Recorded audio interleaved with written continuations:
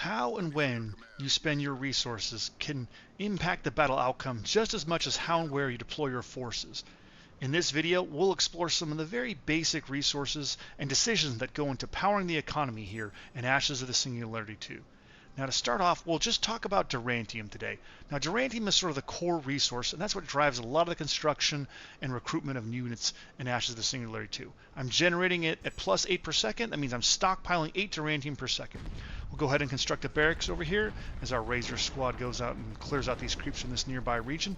And you'll notice that as this barracks constructing, I'm actually now running a deficit of Durantium. I'm losing 7 per second, meaning my stockpile is going down.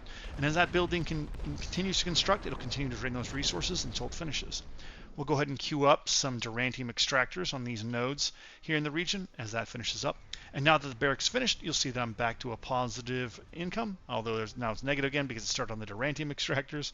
We'll clear up queue up some rifle squads. We'll send one over here to help take this region, and queue one more to go down here to take this region. Keep that barracks busy pumping out some units. Now, as that barracks is pumping in those units, we'll send these guys south now to take over this region. But we still got pretty good stockpile. We need to spend that faster. So let's go ahead and build a second barracks.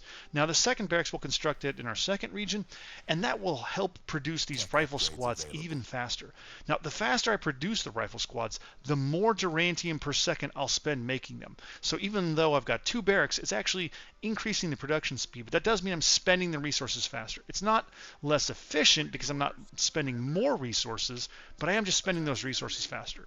So if I have a surplus or I've got a high income, having more production facilities is great because it'll let me spend those resources faster. But if I'm low on resources or I don't have a high income, I may not always need those additional production facilities because I'm just sort of going to be tapped out.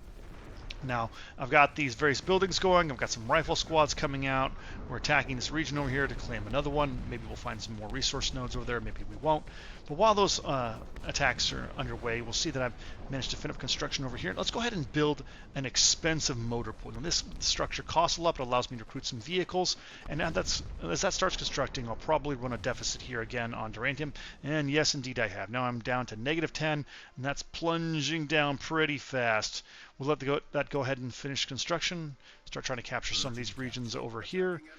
There we go. We got some more regions. We'll send these guys over to help capture this region. No nodes, unfortunately, in that region. Let's go ahead and let's build another motor pool. And we've run into a Durantium exhaustion. We've run out of Durantium, but you'll notice that construction doesn't stop just because I've run out of Durantium. We're still progressing here. But the speed at which I am now doing construction has slowed by sort of the amount that I'm negative. Now I managed to come positive again because one of the motor pools finished up. We'll recruit some leopards there.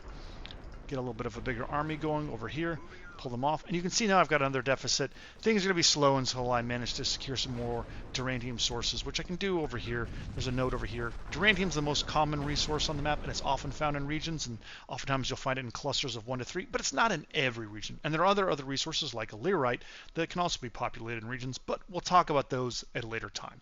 For now, we've kind of captured the core of the streaming economy that is the heart of Ashes of the Singularity II, and how Durantium is used in construction, and how you can both stockpile it, exhaust it, as well as find some new sources for it as well too.